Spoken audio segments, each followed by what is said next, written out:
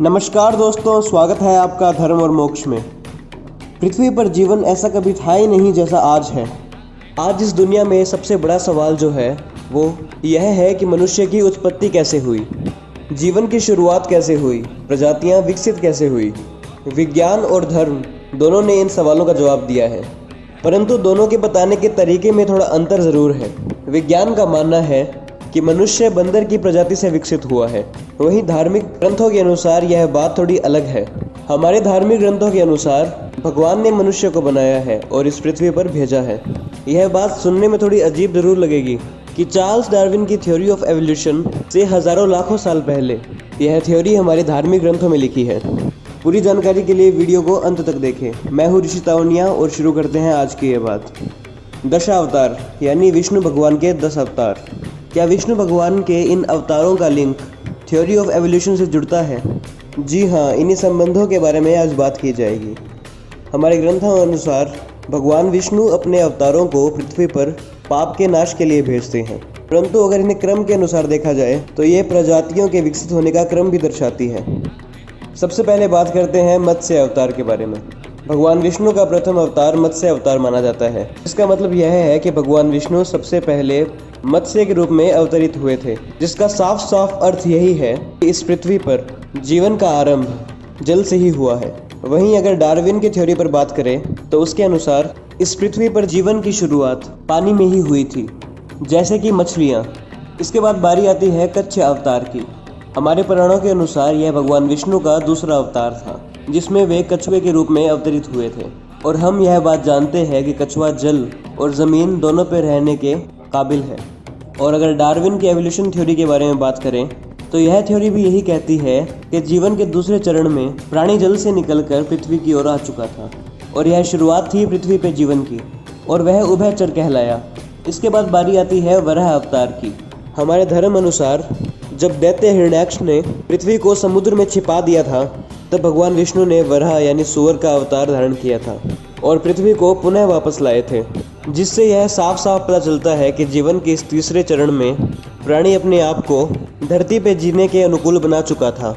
ठीक इसी तरह डार्विन का भी यही मानना है कि विकास के तीसरे चरण में जीव उभयचर से विकसित होकर पूर्ण रूप से धरती पर रहने लगे थे। इसके बाद बारी आती है नरसिंह अवतार की। यह भगवान विष्णु का चौथा अवतार है। भगवान विष्णु ने नरसिंह अवतार में आकर अपने भक्त प्रहलाद की जान बचाई थी और हिरण्यकश्यप का अंत किया था। भगवान के इस रूप में वे आधे मनुष्य थे और आधे पशु, यानी विकास के इस चौथे चरण में प्राणी पशु से मनुष्य की ओर विकसित हो रहा था। और डार्विन की थ्योरी के अनुसार भी प्राणी अपने चौथे चरण में प्राणी पशु से मनुष्य की ओर विकसित हो रहा था।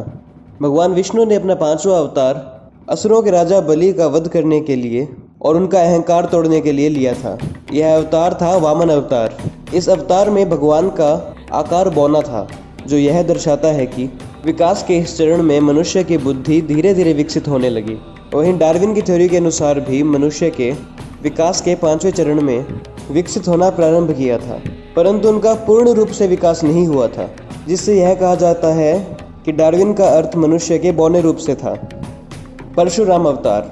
अपने छठे अवतार में भगवान विष्णु ने परशुराम का अवतार लेकर धरती से समस्त क्षत्रियों का वध कर इस कुल को समाप्त कर दिया था। भगवान परशुराम गुफाओं में रहते थे और पत्थर और लकड़ियों से बने औजारों का प्रयोग करते थे। वही इनके मुख्य हथियार थे, जैसे कि इनका फरसा।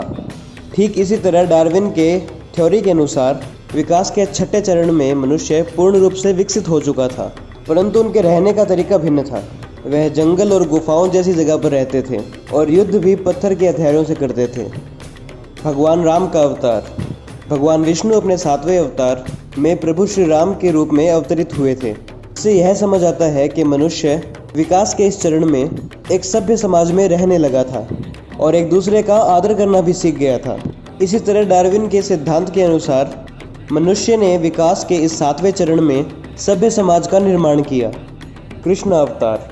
द्वापर युग में भगवान विष्णु ने श्री कृष्ण का अवतार लेकर इस पृथ्वी से पाप का नाश किया था।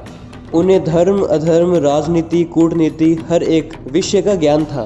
उन्हें सारे रिश्ते निभाने आते थे। वहीं डार्विन के सुने तो मनुष्य इस 8वें चरण में अपनी बुद्धि पर काबू कर चुका था। उसे सही गलत का सब पता था। बुद्ध अवतार। भगवान विष्णु का 9वां अवतार बुद्ध को माना जाता है। ऐसा माना जाता है कि भगवान विष्णु ने इस अवतार में मनुष्य को आध्यात्मिकता की ओर जाने के लिए प्रेरित किया था और अपनी अंतरात्मा को कैसे शुद्ध रखकर मोक्ष की प्राप्ति की जा सकती है इसका ज्ञान दिया। डार्विन की थ्योरी के अनुसार मनुष्य का पूर्ण रूप से विकास हो चुका था और उसमें ज्ञान ग्रहण करने की पूर्ण क्षमता आ चुकी थी और वह अज्ञानता की बीमारी को खत्म करने की ओर बढ़ रहा था।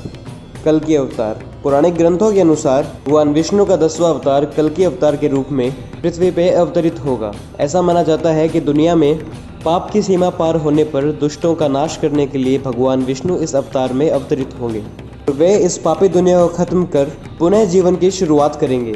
वहीं डार्विन के सिद्धांत के बारे में बात करें तो डार्विन ने भी अपने अंतिम सिद्धांत में लिखा है कि मनुष्य अपनी सारी सीमाओं को पार कर पाप की ओर पूरी तरह बढ़ जाएगा।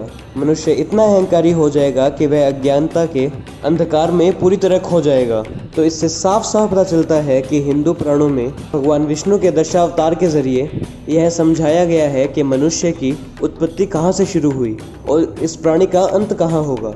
और यह सब बातें कितने ही हजारों सालों पहले लिखी गई थी, परंतु सारा विश्व मूर्खों की तरह डार्विन की बात मानने लगा और हमारे धार्मिक ग्रंथों को हमेशा की तरह कोई क्रेडिट नहीं मिला। तो दोस्तों आज के लिए बस इतना ही। आगे भी कुछ ऐसी वीडियोस लाऊंगा जो हमारे धर्म की शान बढ़ाती रहे और हिंदू समाज कितना एडवांस था यह बताए। तो दोस्तों अगर आपको यह वीडियो पसंद आई तो इसे लाइक करना ना भूलें और ज़्यादा से ज़्यादा शेयर करें और हमारे चैनल धर्म और मोक्ष को सब्सक्राइब करना ना भूलें। धन्यवाद।